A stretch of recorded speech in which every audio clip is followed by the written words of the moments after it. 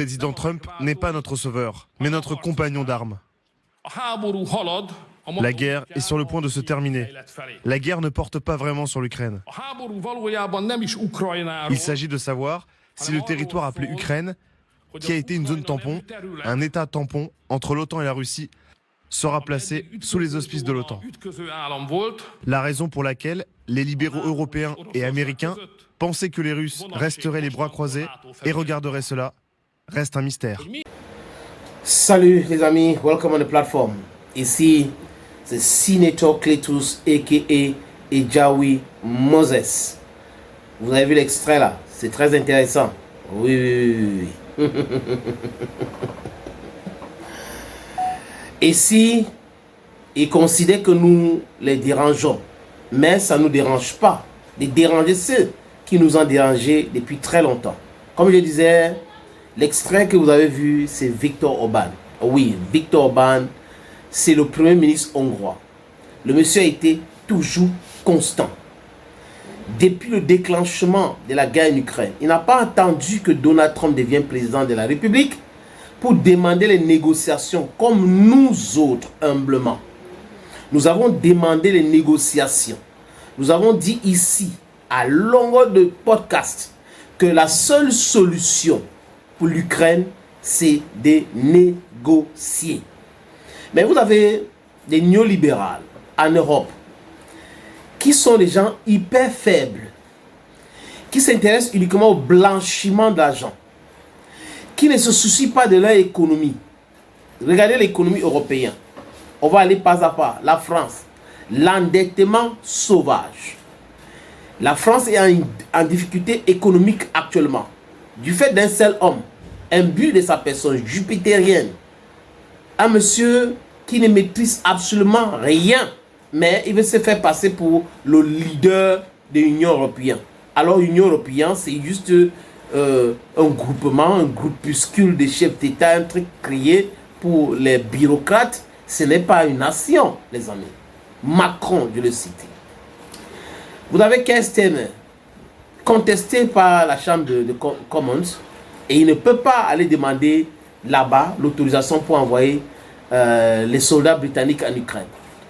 Olaf Scholz, il perd les élections en Allemagne. Voilà donc la qualité des losers qui sont autour de l'Ukraine, en train de pousser l'Ukraine à faire la guerre. Et comme on a un clown comique amateur qui ne maîtrise pas la politique, amateur dans la politique, mais dans le travail de clown ou de stand-up comédien, il est bon parce qu'il a exercé et il a fait ses preuves partout. Zelensky, il a pensé à un moment donné que c'était normal, tout ce que les gars là faisaient. Et comme lui, il est dans cette mensonge-là, ils sont dans leur boule. L'Europe est rich, l'Europe est ceci. Oui, si on met tous les pays, c'est 450 millions d'habitants, l'Europe. Mais c'est un petit territoire comme ça. L'Afrique est comme ça. La Russie est comme ça. L'Afrique est comme ça. Les États-Unis comme ça. La Chine comme ça. L'Europe comme ça. Je parle de l'Europe de l'Ouest. Parce qu'en réalité, il n'y a pas un continent appelé l'Europe. Vous faites la géographie, vous allez comprendre pourquoi je dis cela. Ah, faites la géographie. Un continent, c'est quoi? Séparé par les étendues d'eau. Est-ce que l'Europe et l'Asie sont séparés? C'est ensemble. Donc, c'est l'Euro-Asie. Mais ils ont décidé de dire continent européen. Ça n'existe pas. Ils ont toujours été dans le mensonge, dans le déni, dans la manipulation. Mais aujourd'hui, les amis, nous sommes suffisamment grands pour se poser des vraies questions et des bonnes questions, pour comprendre. Et ça perturbe le narratif. Les amis, pendant qu'on y est, la France de ces jupitériennes, dictateurs qui ferment les chaînes C8 par exemple, en France, Emmanuel Macron est en train de parler de soutien à l'Ukraine avec le fort qui est dans son cerveau.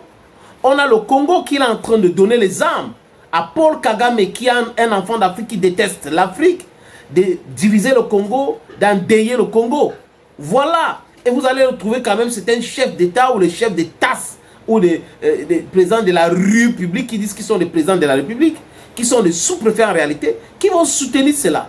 Et ils ne voient pas devant leur nez le problème qu'ils ont. Ils vont aller dire l'Ukraine, l'Ukraine, l'Ukraine. On s'en fiche de l'Ukraine. L'Afrique a ses problèmes.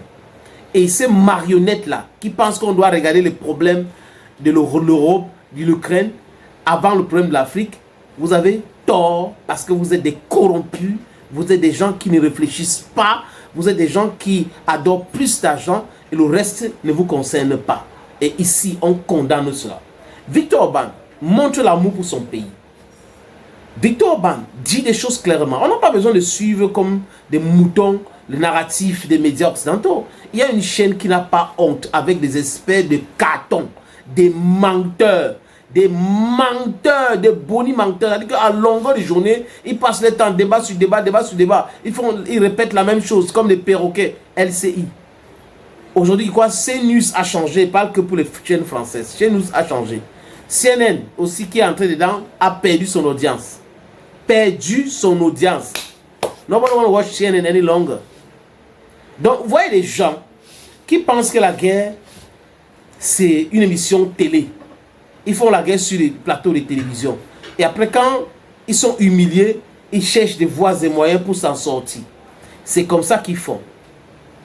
Vous avez vu la scène qui s'est passée à Washington, où Donald Trump a voulu montrer aux yeux du monde qui est Zelensky et qui sont les soutiens de Zelensky et ce qu'ils veulent. Il a fait ça sciemment. Et le monde entier a vu qui est Zelensky. C'est un marionnette. Il vit grâce à la guerre en Ukraine. Macron vit grâce à la guerre en Ukraine. Parce que si la guerre en Ukraine s'arrête, il va devoir répondre aux Français l'endettement, l'appauvrissement, la vie chère. Donc du coup, il faut mettre l'accent sur la guerre et être comme un chef de guerre, celui qui aime l'Europe. Ils sont dans la manipulation et ça ne peut plus passer. Ça passait hier, mais aujourd'hui c'est fini. Les gens sont clairvoyants, les gens sont, les yeux sont ouverts, les gens savent de quoi il est question. Ils connaissent et ils analysent bien et ils voient tout ce que vous êtes en train de faire. Victor Orban dit quoi, les amis? Il dit que l'Ukraine reviendra une zone tampon et n'entrera pas à l'OTAN. Il est très content. C'est ce qu'il avait dit depuis longtemps. Que l'Ukraine ne doit pas entrer dans l'OTAN. Lui et Zelensky, c'est-à-dire que c'est l'eau et le feu. Ou c'est l'huile et le feu. Et il était à Dubaï pour une sommet économique. Et il avait dit ça là-bas. Que la seule solution pour la guerre en Ukraine, c'est de négocier. C'est discuter avec Vladimir Poutine. Directement. Aujourd'hui, il vient d'appeler encore les dirigeants européens de discuter directement avec Vladimir Poutine. Parce que là, ils sont en train de discuter avec Donald Trump. Du moins, Poutine discute avec Donald Trump. On a exclu les Européens. Et c'est ce que Poutine avait dit dès le départ. Que quand on va déclencher des opérations spéciales, nous allons discuter avec les Américains parce que c'est vos maîtres. Ce n'est pas la peine de discuter avec vous. Et les Européens, donc, sont les dindons de la phase, se voient aujourd'hui en difficulté. Et on va réunir visioconférence, les 15 pays les plus importants, notre parapluie nucléaire, la France. On va mettre ça. Et personne ne veut parce que la France n'a pas la capacité militaire de faire la guerre à haute intensité même pendant 2 semaines. Même en termes d'armes nucléaires. Si la France veut déclencher une guerre nucléaire, elle va s'apprêter à disparaître. Parce que la Russie peut aplatir toute la France. Vous comprenez un peu ce que je veux dire par là, les amis. Donc, raison gardée, il faut suivre Donald Trump. Orban a dit, la paix, c'est le dada des hommes forts. La guerre, c'est le dada des hommes faibles. À bon entendeur, salut.